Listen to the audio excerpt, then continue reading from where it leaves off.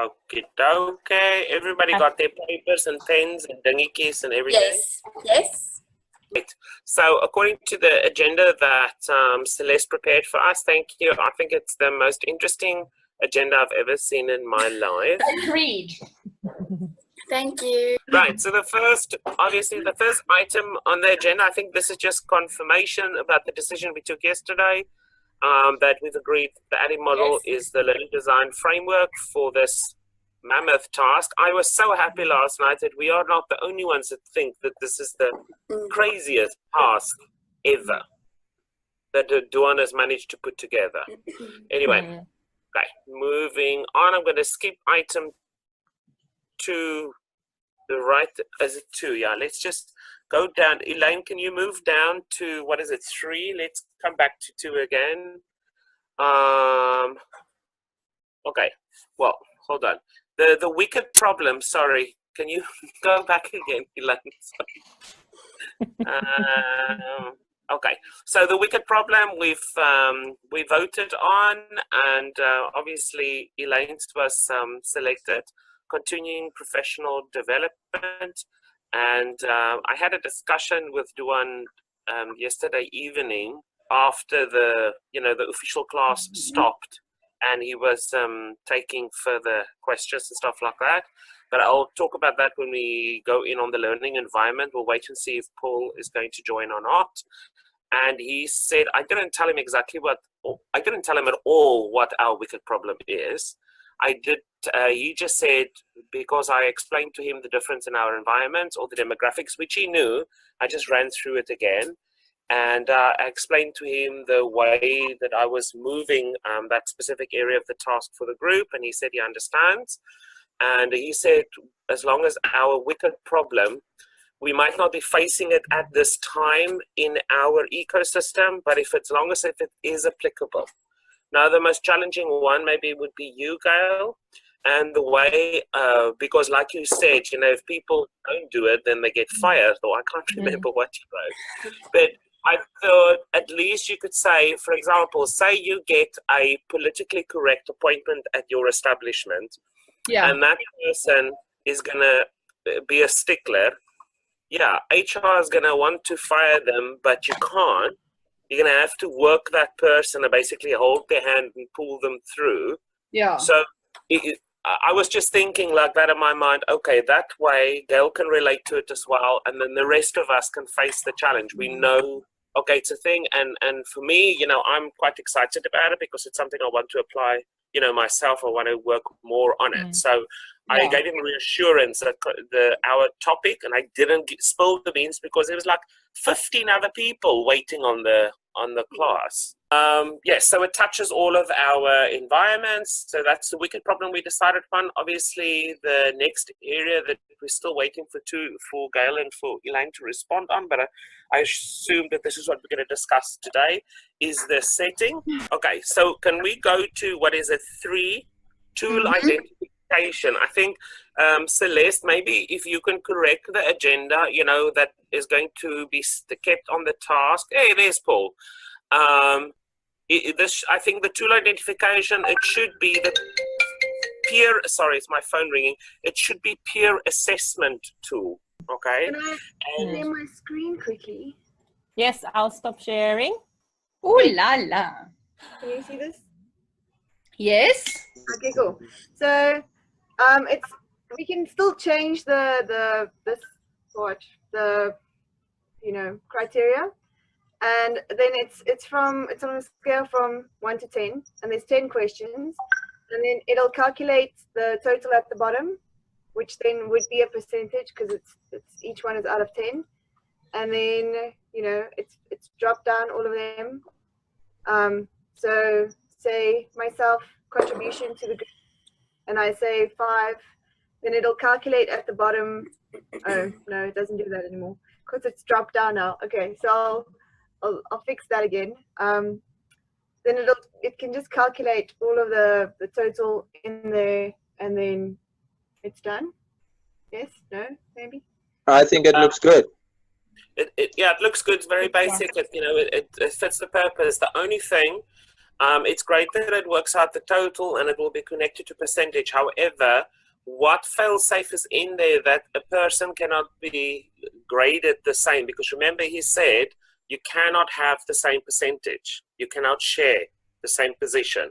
So if you give yourself, for example, say a 5 on that one, nobody else can get a 5. Okay. What if we are the drop downs?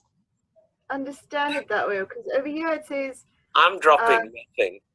no two positions on the ranking system may share the same percent. So does that mean no two people may These. share the same? Or does Yeah, it just if you mean listen, you can also listen to the conversation when he responded to you and me last night, Yolanda. He also, explained it, and then when he responded on the discussion board, he also made it clear that no two people can have the same percentage, and the average cannot be higher than 100. so everybody's thing will be calculated together to get up 100%? Is that what it means? No, For 100. one, for example, contribution to the group task functions, that total cannot be more than 100% for that line. Mm. It cannot be Okay. higher than 100. So the total for all the members together can't be more than 100. Yeah, because remember, it goes back to, Gail, what you explained, there's so many winners in a race. Somebody is first, somebody is second, somebody is third, fourth, fifth, and sixth. So our rating, Yolanda, I think you need to adapt it 1 to 6, because we're 6 members. It makes it easy. Out of the 6, 1 is first, 1 is second, third, fourth, fifth, and sixth. So we have to look at those things. It's going to be difficult because, if you say, well, people attended, okay, so we know Yolanda missed something and Elaine, okay, for like a Zoom session last week, just as an example. But Gail, myself, Celeste, and Paul attended it. But why should one get more or less than the others because only 2 people didn't make it? So we've got to be careful with the protocol we put in because that's not going to be fair, though. Yeah, the criteria should be different. I think what we need to do, if we can flip this on its head a little bit, I like the plain straightforward, like I said last night, old-fashioned Excel, it's easy peasy. We need to agree on the protocol. For example, if we have a heading like attendance, there needs to be a little explanation there, what we mean by it.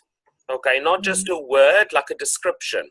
So it's clear what the criteria is. It's a bit like what he's doing for, the rubrics he provides us with. We need to have something like that, basically. And then it's not a dead on, it's a percentage. So if you put in 3.6, it actually equates to 11% and not 9 or something like that. What if so you in the rows you kept your criteria, but instead of saying self, member 1, member 2, member 3, you say like pole position 1, 2, 3, 4, 5, 6, and then we are in the drop downs. So, Okay, so attendance, who was, because yes, I can be in a meeting for 3 hours, but I can be absent-minded. So, maybe the winner of attendance is the person who not only attended, but was also present the whole time and maybe contributed the most. There's very little you can't rank. So, but that's why I said I think what's important is we need to add like a description, if you want to call it. It can't just be a heading, so that we add meat to it, so it's as descriptive as possible. And one can see, okay, what we meet with readiness to contribute, what we see, what that actually means, or what's required to be first in that or to be number 6 in that. Yes. Celeste shared with me something. I'm not clued up on this, and Gail, I'm not sure if you're aware of it, how the teachers grade things in South Africa. What is it? A or like a, what is it? A 7 is so 7 much. points down. Just going to say that's exactly how it should work. We should work out that a 6 is, for example, say from 71 up to 100, or from 76 to 100, so that there is a gauge. So somebody can have 71 and somebody can have 72, so it's not the same percentage. Yeah. That's cool. Maybe we should divide the questions on the peer evaluation in sections, like personality or work, and then underneath sit jy die vragies in dat daar afdelings is. So it is categorized in sections. With sub-questions underneath the categories. Yes. The important thing is to have the protocol and the method how it's going to work. So if we need to work, it's just arithmetic. I mean, it's divide 6 by 100, and then it's, you know, 1 will be so many parts, 2, 3, 4, 5, and 6. Focus first on the protocol, because that's the method how we're going to mark. That's the easy part, believe it or not. The protocol, what we're going to ask, and the support under it, that's what the focus needs to be on now. I agree with Liz. Sorry, Paul. If we can do the different categories, and then the underneath the category, the information there would then be like your description in sentences. Yes. I think that must be step 1. And once we've done that, Gail, you are, what did I call you? Excel, what? Excelliatrix. Yeah. You can easily play around and do a table for us that does averages. And then all we need to do, Lana, we just need to merge Gail's tool basically with your data, because Gail can put gobbledygook in as options, and then it can just merge the two. That's easy. Yolanda, if you can work on the protocols for us, please. Have a look at the rubrics that Duan used, for example, on 2.1.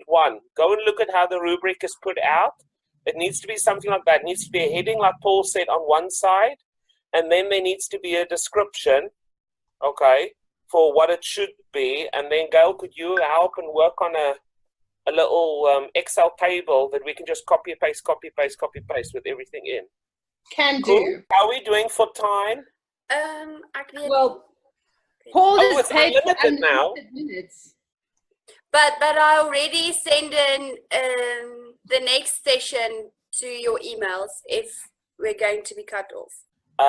My idea, and this is maybe the confusion at the bottom of that posting that I made yesterday, the story about Bessie. Guys, it was just, I was waiting for Elaine to vote, and she drove so flippant slow from her school home. You can see I had lots of time. And I started this because Paul wanted to go and sleep, and we were waiting for the voting to finish. And then I spoke to him offline. I said, Paul, this is what I need from you. Give me yours. And when I saw that Paul's is this, you know, very similar to mine, I just started to write this little story, just trying to paint a picture. And then I was waiting to find out which wicked problem it was going to be, to try and then adapt the story, to change it. But I never had the time to do that. So he said, so what's the idea? And I said, well, the idea was, you know, when we put the, what do you call it, the artifact of submission, in the beginning, we're going to have to introduce our wicked problem and the setting. And like, I think, Gail, you said this to me in WhatsApp, our chat yesterday, when the assessor, when they evaluate it, they'll be able to understand, you know, the whole concept, or, you know, they need to get their brain around where it's going. And Duan was very happy with that, or he understood that, okay, that we want to do something. And I said, it's about a 1-page write-up, just to get the people a bit excited, give them more detail. I was talking to Gail specifically. I said, oh, you asked me the question, actually, I think, why the rural or why this? And I said, because it's a challenge and it's more realistic with South Africa we're in today. If we look at the demographics of our cohort, okay, and also the intention of the research, that whatever they're doing with this, what is the Vice Chancellor? He's the baby of this 4th Industrial Revolution. We've got to think, I would like what we do to be taken up into that research they're taking further one day, that it actually makes a difference. So it needs to be a challenging setting. It doesn't help if it's an easy one. And I don't want to have to be able to defend things or, be in the wrong side of anybody. So obviously, Gail and Elaine, we're waiting for for your responses. I've got Yolanda's and Celeste's and Paul's and my own, but we've all got the rural one in common. So write your own. I don't really care about the context. My biggest concern is that part of the definition of a wicked problem is that it's in context. And I'm scared that if you remove the context too far, the problem is no longer wicked. So it's more like I have like a philosophical problem with it, not a academic problem with it. Okay, can I jump in? From my side, I feel like if we only focus on the rural, then you move it away from the CPD, then the whole wicked problem changes and the focus is on the rural areas. What if we go and look at the bigger picture to say, okay, we're 6 people from very different backgrounds. We say CPD is a wicked problem, but not only in Laerskool Helderkruin. You say we're overachievers. So let's blow this assignment up and say, this is our wicked problem. But in Laerskool Helderkruin, although Laerskool Helderkruin, we're a rich school, so we have all the finances, there's still a problem with CPD. In Randfontein, Celeste is experiencing CPD problems. Gail, at your place, there's also CPD problems because if you don't attend it, then it creates a problem. Who's paying for it? Do you have time to go and attend courses? Even Paul, where you are overseas, I think before you went overseas, you had to complete certain English exams and stuff. You had to look at your own professional development to be where you are. Even Yolanda, when you went overseas, I know in the one WhatsApp you sent me that there was no curriculum, so you had to develop everything yourself. And then that you had to develop yourself. And Niku, you have so many experiences where you work, and even in the industry where you work with the food, there's continuous CPD needed. So instead of just focusing on the rural areas, why don't we see CPD and then see all the different ecosystems and then see how we can create a learning. What's that word I'm looking for? My brain doesn't work now. How the ADDIE model can be adapted in these different environments. But then you're going to land up doing too many projects. It's too big. It's Yeah, too big. and the other thing, you are missing the brief. The brief says you need to set it in a learning ecosystem. Yeah, we Not need to put it the somewhere. learning ecosystems. And your defense, you know, how you say the CPD in every area, that's exactly what I spoke about, that Yeah. it's a common problem. We agree upon that. And it's the wicked problem of continuing professional development that I, anyway, agreed with, that it is a wicked problem. Not the setting as such, because for me, the setting that your school has is not the challenge that's faced by the majority in South Africa. I'm sorry. It is the top level that faces that. Your school is the top. Somebody that is in a farm school, basically, like I would have called it in the Western Cape, okay, for them CPD is a far greater challenge. Imagine that. I mean, they don't have the equipment. But if we want to push towards the 4th industrial revolution, they're going to face far more challenges to be able to keep up with that. So, Celeste? Yeah. Celeste, This is hard. your school, what kind of, I mean, is your school rural? Do we have a rural context in our group? Can we not just use someone's school that's already in our group? My school is not rural, but we are. It's a mining school. It's going to be difficult to use my school because my school is average and most of the children can pay school fees. And technology-wise, we have only started with our laptops first for our teachers, and then we installed the projectors in our classrooms. So we are there now. While Elaine's school is already on the whiteboards and the video cameras on the projectors, so they are a step higher than we are. But then we have... But that's the point. Yes, but we have schools here near us, where we live, that don't even have enough classrooms for the children. No textbook, Okay, but now, nothing. So, But that's changing the wicked problem. but that Why Does is it that- changing but I'm the just problem? explaining. It's I'm still just continuing explaining. professional development. Yeah. But anyway, but we can't maybe you choose my should school. define CPD, because my definition of CPD is that you are a professional, meaning you are a qualified teacher and you are developing yourself continuously. Correct. If you're in a rural school, you may not be a qualified teacher, nor may you care to develop yourself because you're not going to earn more money. Yeah. And I want to add, I went to a lot of cluster meetings, and some of these schools in Soweto and stuff, the department, they go out of their way to support these schools. They have top of the range interactive whiteboards. At Laerskool Helderkin, we only have 2 interactive projectors. No interactive boards and stuff. We have our own personal computers and the projectors that's installed. But that's besides the point. The Department of Education, they go out of their way to support schools in rural areas, but those teachers, they just don't use it. But that's the challenge, guys. That's the challenge. It doesn't help you go for an easy setting or an easy solution. Because if you've got internet, or if it's normal that some people already have computers, it's easy to do.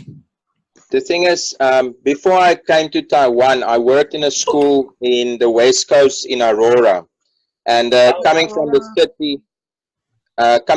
city, I had the experience of working with interactive whiteboards, projectors, had a laptop, all the perks. As I arrived at the school, you can see that it's a nice building. You walk in, nice staff. But as soon as I started working and teaching there, I noticed that the teachers kind of stagnate. They've got a computer lab under dust. None of them know how to operate the computers, nothing at all. I took my own projector, my own laptop, and I started using that in the classroom. I spoke to the principal and asked him, but can we use the lab and stuff? And his excuse to me was that I can use it, but I need to get programs to update and things like that, because none of them know how to do it. But in the West Coast district, you can actually request the I think it's like a district, the supervisor. You can request to them what type of development do you want. And the thing is, they have access, they have funds to it, but nobody is willing to do it. As I got the feeling when people start working in that kind of vicinity in rural areas, they get there and it's a job just to sit in till the day you retire. And no development, nothing at all. I'm happy to hear that as a context. That's why when my hand went up, but the thing is just remember that's fine, and I'm happy with that, because it's a real one. However, we are allowed to create an environment. That's the conversation I had with Duan last night. Because of our unique situation, we can create an environment as long as we can specify what all the different facts are in the environment. But if Paul's experienced all of these things, that makes good sense, then he can give us a lot of detail. Because, Elaine, I had you in mind, the conversation, your comment you sent me yesterday about gamification. Okay, when I started looking at the problems coming in, and I looked at yours and I was thinking, and then when I saw Paul's comment was similar to mine on the setting, and obviously was waiting for your voting, and I was thinking, wow, this could be great, because what does 99% of everybody freaking have, even in the rural areas, is a mobile phone, similar to what Celeste said. And if you take a farm school, they are overcrowded like you cannot believe in classes. I'm focusing, I'm thinking.